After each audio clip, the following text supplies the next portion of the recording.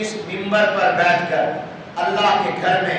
جمعے کے دن قسم کھا کر کہتا ہوں، اور میرا اللہ مجھے کبھی جھوٹا نہیں کرے گا، جو اللہ کی رضا کے لیے دین کو پڑھے گا، پڑھائے گا، دین کو سنے گا، سنائے گا، سمجھے گا، سمجھائے گا، قرآن کو پڑھے گا اور حضور کے احادیث کا علم حاصل کرے گا،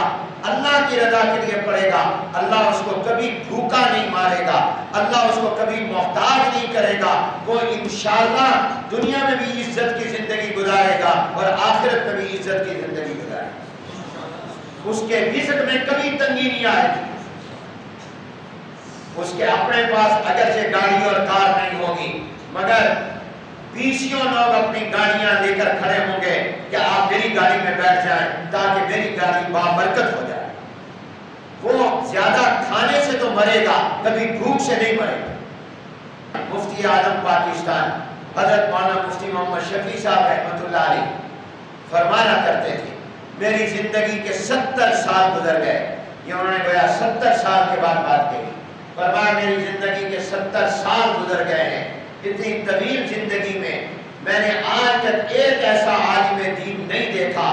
کہ جس نے اللہ کی رضا کے لیے علم دین حاصل کیا ہو اور آگے پہنچایا ہو اور علم دین کو پڑھتا پڑھاتا ہو اور اللہ نے اس کو عزت کی زندگی عطا نہ کی۔ آج تک میں نے ایک عالم دین ایسا نہیں دیکھا۔ ہمارے وفاق المدارس کے صدر شیخ الحدیث مولانا سلیم اللہ خان صاحب رحمۃ اللہ علیہ فرمایا کرتے تھے، ہمارے دینی مدرسوں کا مقصد مولوی بنانا نہیں ہے، ہمارے مدرسوں کا مقصد حافظ اور قاری اور عالم بنانا نہیں ہے، ہمارے مدرسوں کی تعلیم کا مقصد یہ نہیں ہے کہ ڈگریاں مل جائیں، اس پر ملازمتیں اور نوکریاں مل جائیں، نہیں، فرماتے تھے ہمارے مدرسوں کا مقصد تو اللہ والا اور دیندار بنانا ہے۔ کونوا ربانیین بما کنتم تعلمون الکتاب وبما کنتم تدرسون۔ تو میرے وہ عزیز طلبہ جو آج کل دینی مدارس میں ماشاءاللہ قرآن پڑھنے آئے، قرآن کریم کے حافظ اور قاری بننے آئے، علم دین حاصل کرنے کے لیے آئے ہیں، ان کی اور ان کے والدین کی نیت یہ نہیں ہونی چاہیے کہ ہم حافظ بن جائیں، ہم قاری بن جائیں، ہم عالم بن جائیں اور ہماری تعریف اور شہرت ہو، بڑا حافظ، بڑا قاری، بڑا عالم، بلکہ نیت یہ ہو کہ ہم تو اللہ کو راضی کرنے کے لیے آئے، اللہ والا بننے کی نیت ہو، حافظ بننے کی نیت نہ ہو۔ حافظ تو خود بخود بن جائے گا، جب پورا قرآن سینے میں آ جائے گا، آپ کی توجہ ہو نہ ہو، حافظ ہو گئے، قرأت اشرا پڑھ لی، قاری ہو گئے، علم دین حاصل کر لیا، عالم بن گئے۔ نیت یہ نہ ہو کہ میں نے مولوی بننا ہے، میں نے حافظ بننا ہے، میں نے قاری بننا ہے، میں نے عالم بننا ہے،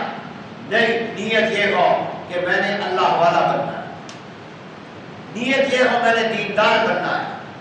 نیت یہ ہو کہ میں اس لیے پڑھ رہا ہوں قرآن میرا اللہ راضی ہو جائے، میں علم دین اس لیے حاصل کر رہا ہوں تاکہ مجھے پتہ چلے حلال کیا ہے، حرام کیا ہے، جائز کیا ہے، ناجائز کیا ہے، فرض کیا ہے، واجب کیا ہے، میرا اللہ اور میرا پیغمبر کن باتوں سے راضی، کن سے ناراض، کون سی باتیں کا حکم دیا اور کن باتوں سے روکا۔ جیسے ابراہیم علیہ السلام نے کہا تھا، ان صلاتی و نسکی و محیای و مماتی للہ رب العالمین، میری نماز اور عبادت، میری قربانی، میرا جینا، میرا مرنا سب اللہ کے لیے۔ ان صلاتی و نسکی و محیای و مماتی للہ رب العالمین لا شریک لہ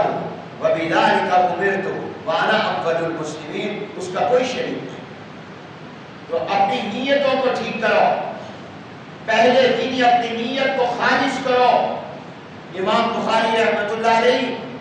اپنی کتاب میں سب سے پہلی حدیث ہی یہ لائے، انما الاعمال بالنیات، کہ عملوں کا مدار نیتوں پر ہوتا ہے۔ اگر نیت اللہ کی راضی کرنے کی ہوگی، حضور علیہ السلام کو راضی کرنے ہوگی تو اس نیت کا ثواب ملے گا، اور اگر نیت دنیا کی ہوگی، مخلوق کے لیے ہوگی، اس پر کوئی ثواب نہیں۔ یہ حدیث سب سے پہلے اپنی کتاب میں کیوں لائے؟ اس بات کی طرف متوجہ اور متنبہ کرنے کے لیے کہ پڑھائی کے پہلے دن اپنی نیت کو ٹٹول کر درست کر لو اور خالص کر لو. مولوی بننے نہیں آئے، عالم بننے نہیں آئے، حافظ اور قاری بننے نہیں آئے، بلکہ کیا بننے آئے ہو؟ اللہ والا.